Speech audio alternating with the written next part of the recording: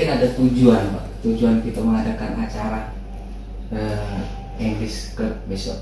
Ya, jadi ini dari awal ya. Iya. Dari awal saya jelaskan sedikit ya, bahwa kegiatan itu adalah salah satu kegiatan unit kegiatan mahasiswa. Jadi kita ada namanya unit kegiatan mahasiswa itu English Study Club. Jadi klub atau kelompok belajar bahasa Inggris. Nah, jadi English Study Club ini dia belajar bahasa Inggris di luar jam kuliah, gitu kan. Kalau di kuliahan kan dia biasalah belajar grammar dan seterusnya. Tapi di English Study Club di luar ini ya lebih banyak lah soal, bukan hanya grammar tapi soal conversation dan seterusnya gitu ya. Tujuan UKM ini adalah untuk memberikan kemampuan bahasa asing, terutama bahasa Inggris kepada para mahasiswa gitu ya. Jadi tujuannya seperti itu, karena kami sadar betul bahwa batas-batas wilayah itu sekarang, batas kita itu dengan luar negeri itu sekarang bukan lagi wilayah Pak, ya, tetapi sudah bahasa. Dengan adanya teknologi Zoom segala macam, kita kan bisa webinar ya di luar negeri dan seterusnya. Nah, yang menjadi kendala dalam kondisi seperti itu kan bahasa. Maka kita ciptakan sebuah wadah pengembangan diri bagi mahasiswa UKM untuk meningkatkan kemampuan bahasa asing itu, dan banyak juga yang minat, ya kan? Nah, adapun kegiatan besok itu adalah salah satu saja dari kegiatan UKM, ya kan, untuk membudayakan bahasa asing lah kira-kira kan. Jadi ada kompetisi gitu kan, tingkat SD, SMP, SMA gitu kan, itu dalam rangka memasyarakatkan bahasa Inggris sebagai bahasa internasional gitu ya. Dan kita juga tidak bisa lepas ya dari pergaulan dunia internasional, maka komponen yang paling penting penguasaan bahasa itu juga penting.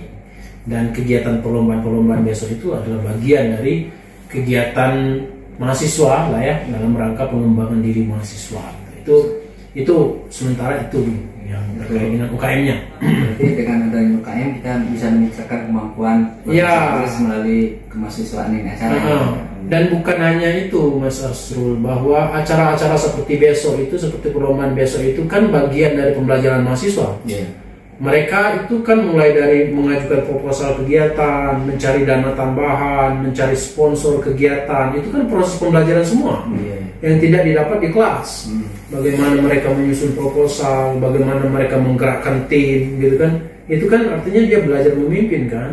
Nah, jadi selain daripada untuk membudayakan bahasa asing, gitu ya, memasyarakatkan bahasa asing, bahasa Inggris. Tapi kegiatan itu juga bagian dari proses pembelajaran mahasiswa.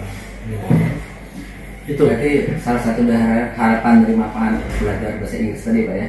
Gitu. Ya, mahasiswa kan punya pembelajaran dari situ ya, berkembang potensinya. Kita tahu kan banyak potensi mahasiswa itu kan. Jadi harus kita akomodir ya. Banyak kegiatan sebenarnya kita, bukan hanya ini, ada seni dan seterusnya gitu ya. Nah, itu ini besok insya Allah kita laksanakan pembukaan English competition ya besok ya, tanggal 24 ya. 24 gitu. Apakah dengan adanya acara ini untuk atau meningkatkan kesadaran mahasiswa berapa pentingnya berbahasa Inggris itu Pak? Seharusnya idealnya seperti itu. Idealnya mahasiswa terutama gitu ya, itu selalu sudah punya kesadaran bahwa ya kita ini interconnected, artinya saling terhubung. Saya selalu mengatakan kepada mahasiswa bahwa bahasa itu batas dunia kita. Kalau kita cuma bisa bahasa selangit, katakanlah, dunia kita hanya di selangit. Sebatas itu. Kalau kita bisa bahasa Indonesia, kita mungkin bisa berani ke daerah lain karena kita punya kemampuan komunikasi loh. Kalau kita bisa bahasa internasional, mungkin dunia kita akan lebih luas. Nah, jadi bahasa itu bukan hanya sekedar alat komunikasi, tapi dia menunjukkan batas dunia kita. Di mana?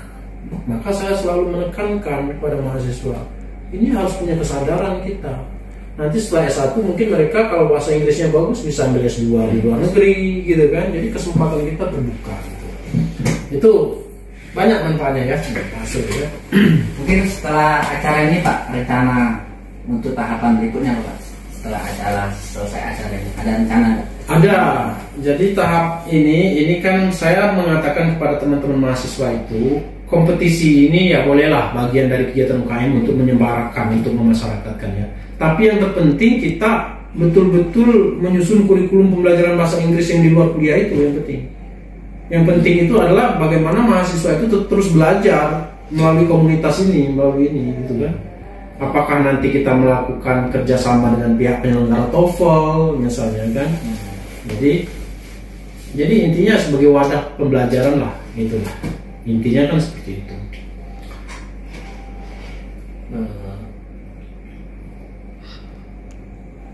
Mungkin ke dalam nanti kan ada diskusi dan presentasinya Pak ya, dalam acara itu. Ada seminar. Iya.